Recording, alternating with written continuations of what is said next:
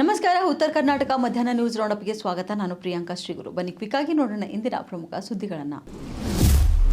ಹೊಸದಾಗಿ ರಚನೆಯಾದ ಹುಲ್ಸೂರು ತಾಲೂಕಿಗೆ ಭಾಲ್ಕಿ ತಾಲೂಕಿನ 16 ಹಳ್ಳಿ ಸೇರ್ಪಡೆ ಆಗಿದ್ದು ಈಗ ಸನ್ನಿಹಿತವಾಗಿದೆ. ಸಾಮಾಜಿಕ ಹೋರಾಟಗಾರ ಗುರುನಾಥ್ ವಡೆ ಅವರು ಈ ಸಂಬಂಧ ಹೈಕೋರ್ಟ್ನಲ್ಲಿ ಸಾರ್ವಜನಿಕ ಹಿತಾಸಕ್ತಿ ಅರ್ಜಿ ಸಲ್ಲಿಸಿ ನಡೆಸುತ್ತಿದ್ದ ನ್ಯಾಯಿಕ ಸಮರ ಫಲ ನೀಡಿದೆ. 2023 ಫೆಬ್ರವರಿ 3ರಂದು ರಾಜ್ಯ ಸರ್ಕಾರದ ಗೆಜೆಟ್ ನೋಟಿಫಿಕೇಶನ್ನಲ್ಲಿ ಭಾಲ್ಕಿ ತಾಲೂಕಿನ ಸಾಯಿಗಾಂವ್ ಕ್ಷೇತ್ರದಲ್ಲಿನ 16 ಗ್ರಾಮಗಳು ಹುಲ್ಸೂರು ತಾಲೂಕಿಗೆ ಸೇರ್ಪಡೆ ಮಾಡಲು ಆದೇಶ ಹೊರಡಿಸಲಾಗಿದೆ. ಆದರೆ ಕಾರಣಾಂತರಗಳಿಂದ ಕಾರ್ಯಗತವಾಗದೆ ವಿವಾದ ಸೃಷ್ಟಿಸಿತು. ಇನ್ನು ಹುಲ್ಸೂರು ಜನರು ಬೇಗ ಸೇರ್ಪಡೆಗೆ ಪ್ರತಿಭಟನೆ ಸಹ ನಡೆಸುತ್ತಿದ್ದಾರೆ. ಈ ಮಧ್ಯೆ ಗುರುನಾಥ್ ವಡ್ಡೆ ಈ ಸಂಬಂಧ ಹೈಕೋರ್ಟ್ನಲ್ಲಿ PIL ಸಲ್ಲಿಸಿ ಇದಕ್ಕೆ ಪರಿಹಾರ ಒದಗಿಸುವ ಕಾರ್ಯ ಮಾಡಿ ಗಮನ ಸೆಳೆದಿದ್ದಾರೆ. 2023 ಫೆಬ್ರವರಿ 3ರಂದು ನೋಟಿಫಿಕೇಶನ್ ಪ್ರಕಾರ 16 ಗ್ರಾಮಗಳ ಹಳ್ಳಿಗಳು ಹುಲ್ಸೂರಿಗೆ ಸೇರಿಸಿ ಇಲ್ಲಿ ಉದ್ಯಮಿಸಿರುವ ಸಮಸ್ಯೆ ಗೊಂದಲ ನಿವಾರಿಸುವಂತೆ ವಡ್ಡೆ ಅವರು ಕಳೆದ ಜೂನ್ 17ರಂದು ಹೈಕೋರ್ಟ್ನಲ್ಲಿ PIL ಸಲ್ಲಿಸಿದರು. ಇದರ ವಿಚಾರಣೆ ನಡೆಸಿದ ಮುಖ್ಯ ನ್ಯಾಯಮೂರ್ತಿ ಅವರು ಇತ್ತೀಚೆಗೆ ನೀಡಿದ ತೀರ್ಪಿನಲ್ಲಿ ಈಗಾಗಲೇ 16 ಹಳ್ಳಿಗೆ ಹುಲ್ಸೂರು ತಾಲೂಕಿಗೆ ಸೇರ್ಪಡೆಯಾಗಿದ್ದು ಈ ಸಂಬಂಧ ನೋಟಿಫಿಕೇಶನ್ ಆಗಿದೆ ಅಂತ ಹೇಳಿದ್ದಾರೆ. ಸರ್ಕಾರ ಅದನ್ನು ಜಾರಿಗೆ ತರಬೇಕಾಗುತ್ತೆ. ಇದಕ್ಕೆ ಮತ್ತೊಂದು ಆದೇಶ ಹೊರಡಿಸುವ ಅಗತ್ಯವಿಲ್ಲ ಎಂದು ಕೂಡ ಹೇಳಿದ್ದಾರೆ. ಇನ್ನು ಇದರಂತೆ ಸರ್ಕಾರ ನೋಟಿಫಿಕೇಶನ್ ಜಾರಿ ಮಾಡಬೇಕಾಗುತ್ತೆ. ಭಾಲ್ಕಿ ತಾಲೂಕಿನ ಸಾಯಿಗಾಂವ್ ಪಾಂಡ್ರಿ, ಸಾಯಿಗಾಂವ್ ಯಲ್ಲಮ್ಮವಾಡಿ, ಅಟ್ಟರ್ಗಾ, ಮಾಣಿಕೇಶ್ವರ, ಕೇಸರ್ ಜವಳ್ಗಾ, ಮೆಹಕರ್, ಮೊಳೆಗಾಂವ್, ನಾರದ್ ಸಂಗಮ್, ವಾಂಜರ್ಖೇಡ್, ಜಮಖಂಡಿ ಹಾಗೂ ಕೊಂಗಳಿ ಗ್ರಾಮ ಹುಲ್ಸೂರಿಗೆ ಸೇರಲು ಆಗ್ತಿದ್ದಂಥ ವಿಳಂಬ ಪ್ರಶ್ನಿಸಿ ಗುರುನಾಥ್ ವಡ್ಡೆ ಸಾರ್ವಜನಿಕ ಹಿತಾಸಕ್ತಿ ಅರ್ಜಿ ಸಲ್ಲಿಸಿದರು. ಭಾಲ್ಕಿ ತಾಲೂಕಿನ ಜೋಳದಪ್ಕ ಗ್ರಾಮ ಪಂಚಾಯಿತಿಗೆ 2023 ಹಾಗೂ 24ನೇ ಸಾಲಿನ ಗಾಂಧಿ ಗ್ರಾಮ ಪುರಸ್ಕಾರ ಲಭಿಸಿದೆ. ಬೆಂಗಳೂರಿನ ವಿಧಾನಸೌಧದ ಬ್ಯಾಂಕ್ವೆಟ್ ಹಾಲ್ನಲ್ಲಿ ಗ್ರಾಮೀಣಾಭಿವೃದ್ಧಿ ಮತ್ತು ಪಂಚಾಯತ್ ರಾಜ್ ಇಲಾಖೆಯ ಸಚಿವ ಪ್ರಿಯಾಂಕ್ ಖರ್ಗೆ ಜೋಳದಪ್ಕ ಗ್ರಾಮ ಪಂಚಾಯಿತಿಗೆ ಗಾಂಧಿ ಪುರಸ್ಕಾರ ನೀಡಿ ಗೌರವಿಸಿದರು. ಇನ್ನು ಸರ್ಕಾರದ ಅನುದಾನದ ಬಳಸಿ ಗ್ರಾಮಗಳಿಗೆ ಅಗತ್ಯ ಸೌಕರ್ಯ ಮತ್ತು ವಿವಿಧ ಯೋಜನೆ ಸಮರ್ಪಕವಾಗಿ ಅನುಷ್ಠಾನಗೊಳಿಸಿದ ಹಿನ್ನೆಲೆಯಲ್ಲಿ ಈ ಪುರಸ್ಕಾರ ನೀಡಲಾಗಿದೆ. ಗ್ರಾಮ ಪಂಚಾಯಿತಿ ಅಧ್ಯಕ್ಷ ರವಿ ಪಾಟೀಲ್ ಮತ್ತು ಅಭಿವೃದ್ಧಿ ಅಧಿಕಾರಿ ಸಂಗಮೇಶ್ ಸಾವಳೆ ಸೇರಿ ಗಾಂಧಿ ಪುರಸ್ಕಾರ ಪ್ರಶಸ್ತಿ ಸ್ವೀಕರಿಸಿದರು.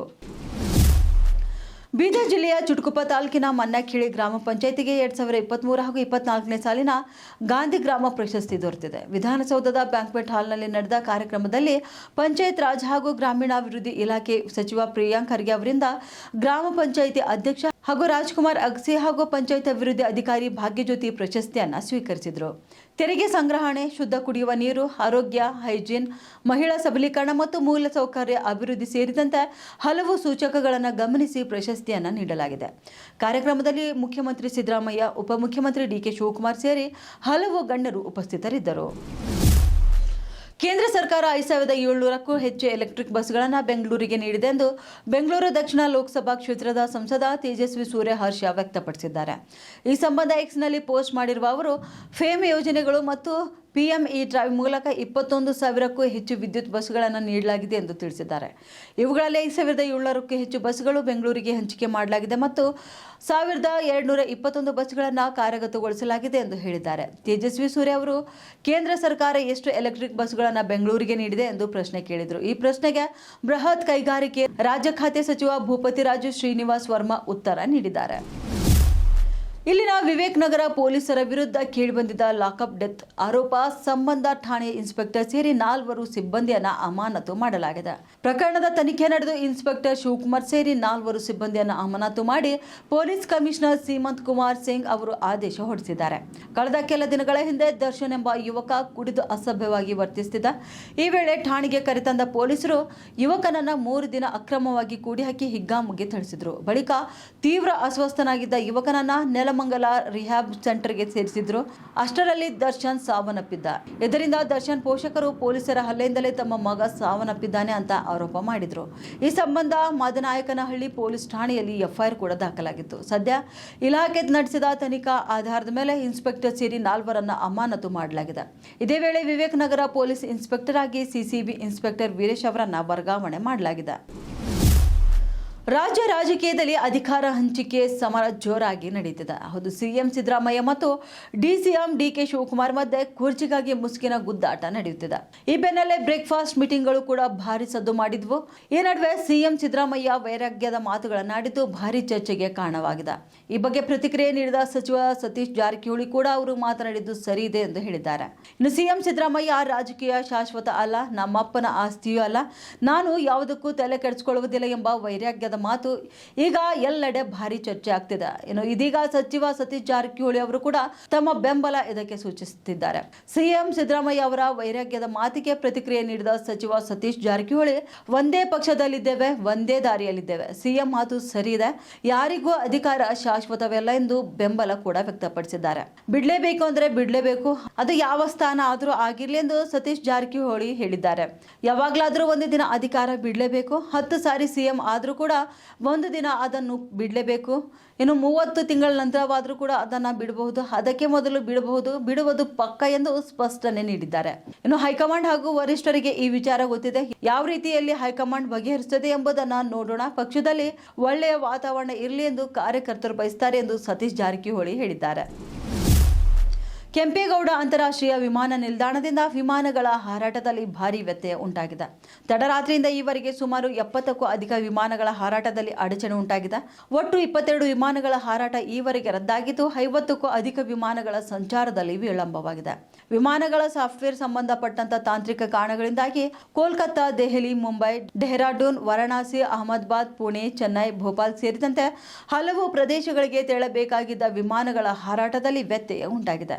ಸರಿಯಾದ ಸಮಯಕ್ಕೆ ವಿಮಾನಗಳು ಹಾರಾಟ ನಡೆಸದ ಕಾರಣ ಏರ್ಪೋರ್ಟ್ನಲ್ಲಿ ಪ್ರಯಾಣಿಕರು ಪರದಾಟ ನಡೆಸಿದ್ದಾರೆ. ನಿಗದಿತ ಸಮಯಕ್ಕೆ ಬಂದರೂ ಸರಿಯಾದ ಸಮಯಕ್ಕೆ ನಾವು ಪ್ರಯಾಣಿಸಬೇಕಾದಂಥ ಸ್ಥಳಕ್ಕೆ ತಲುಪಲು ಸಾಧ್ಯವಾಗ್ತಿಲ್ಲ ಎಂದು ಕೆಲವರು ಆಕ್ರೋಶ ವ್ಯಕ್ತಪಡಿಸುತ್ತಿದ್ದಾರೆ. ಇಂದು ಮಾತ್ರವಲ್ಲದೆ ನಾಳೆಯೂ ಕೆಲ ವಿಮಾನಗಳ ಹಾರಾಟದಲ್ಲಿ ವಿಳಂಬವಾಗುವ ಸಾಧ್ಯತೆ ಕಂಡುಬಂದಿದೆ ಎನ್ನಲಾಗ್ತಿದೆ.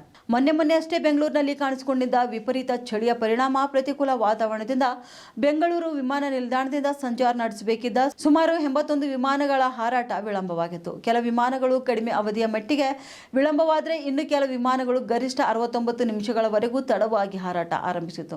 ನಾಗರಿಕ ವಿಮಾನಯಾನ ನಿರ್ದೇಶನಾಲಯದ ಮಾನದಂಡದ ಪ್ರಕಾರ ವಿಮಾನ ವಿಳಂಬಕ್ಕೆ 15 ನಿಮಿಷಗಳ ಮಿತಿ ಇದ್ದು, ಹಾರಾಟ ನಡೆಸಬೇಕಿದ್ದ 81 ವಿಮಾನಗಳ ಪೈಕಿ 33 ವಿಮಾನಗಳು ಮಾತ್ರ ಈ ಮಿತಿಯನ್ನು ದಾಟಿದ್ವು.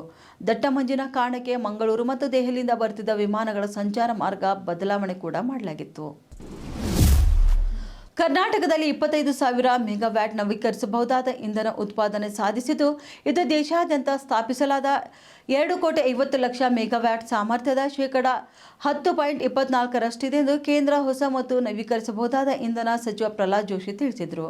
ರಾಜ್ಯಸಭೆಯಲ್ಲಿ ಮಂಗಳವಾರ ಈ ಬಗ್ಗೆ ಮಾಹಿತಿ ಹಂಚಿಕೊಂಡಿರುವ ಸಚಿವರು, ಅಕ್ಟೋಬರ್ ವೇಳೆಗೆ ರಾಜ್ಯದಲ್ಲಿ ಒಟ್ಟು 25,675.39 ಮೆಗಾವ್ಯಾಟ್ ನವೀಕರಿಸಬಹುದಾದ ಇಂಧನ ಉತ್ಪಾದನೆಗೆ ಸಾಮರ್ಥ್ಯ ಕೂಡ ಸ್ಥಾಪಿಸಲಾಗಿದೆ. ಆದರೆ ಕರ್ನಾಟಕ ಸರ್ಕಾರ ಮಾಹಿತಿ ಪ್ರಕಾರ ಉತ್ತರ ಕರ್ನಾಟಕದಲ್ಲಿ, ಅದರಲ್ಲೂ ಕೂಡ ಬೆಳಗಾವಿ ಜಿಲ್ಲೆಯಲ್ಲಿ ಪ್ರಸ್ತುತ ಸೌರ ಪವನ್ ವಿದ್ಯುತ್ ಪಾರ್ಕ್ಗಳನ್ನು ಸ್ಥಾಪಿಸುವ ಯಾವುದೇ ಯೋಜನೆಗಳಿಲ್ಲವಾಗಿದೆ ಎಂದು ಅವರು ಹೇಳಿದ್ದಾರೆ.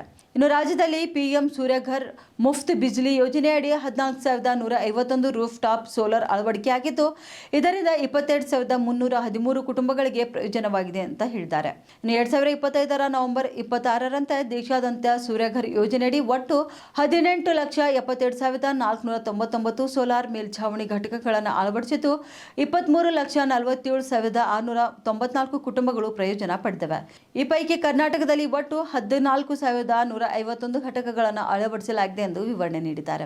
ಬೆಳಗಾವಿ ಜಿಲ್ಲೆಯಿಂದ ಸೂರ್ಯಘರ್ ಯೋಜನೆಗಾಗಿ ಈವರೆಗೆ ರಾಷ್ಟ್ರೀಯ ಪೋರ್ಟಲ್ನಲ್ಲಿ ಒಟ್ಟು 25,778 ಅರ್ಜಿಗಳನ್ನು ಸಲ್ಲಿಸಲಾಗಿದೆ. ಆದರೆ 681 ಕುಟುಂಬಗಳು ಮಾತ್ರ ಇದರ ಪ್ರಯೋಜನ ಪಡೆದಿವೆ. ಇನ್ನು ಬೆಳಗಾವಿ ನಗರ ಸೇರಿದಂತೆ ದೇಶಾದ್ಯಂತ 2026ರಿಂದ 27ರ ವೇಳೆಗೆ 1 ಕೋಟಿ ಕುಟುಂಬಗಳಿಗೆ ರೂಫ್ ಟಾಪ್ ಸೋಲಾರ್ ಅಳವಡಿಸುವ ಗುರಿ ಸಾಧಿಸಲು ಹೊಸ ಮತ್ತು ನವೀಕರಿಸಬಹುದಾದ ಇಂಧನ ಸಚಿವಾಲಯ ಕ್ರಮ ಕೈಗೊಂಡಿದೆ ಎಂದು ತಿಳಿಸಿದರು. ರಾಜ್ಯದಲ್ಲಿ ಸಿಎಂ ಬದಲಾವಣೆ ಪಕ್ಕ ಎಂದು ಸಚಿವ ಸತೀಶ್ ಜಾರಕಿಹೊಳಿ ಹೇಳಿಕೆ ವಿಚಾರ. ಯಾದಗಿರಿಯಲ್ಲಿ ಸಚಿವ ಶರಣಬಸಪ್ಪ ಗೌಡ ದರ್ಶನಪುರ ಹೇಳಿಕೆಯೊಂದನ್ನು ನೀಡಿದ್ದಾರೆ. ಹೈಕಮಾಂಡ್ ಬಿಡು ಅಂತ ಹೇಳಿದರೆ ಬಿಡಬೇಕಾಗುತ್ತೆ. ಹೈಕಮಾಂಡ್ ಶಾಸಕರ ನಿರ್ಧಾರ ತೆಗೆದುಕೊಳ್ಳುತ್ತೆ. ನೀ ಏಕಾಏಕಿ ನಿರ್ಧಾರ ತೆಗೆದುಕೊಳ್ಳಲ್ಲ. ಈ ಎಲ್ಲ ನಿರ್ಧಾರ ತೆಗೆದುಕೊಳ್ಬೇಕಾದ್ರೆ ಶಾಸಕರ ಅಭಿಪ್ರಾಯ ತೆಗೆದುಕೊಳ್ತಾರೆ.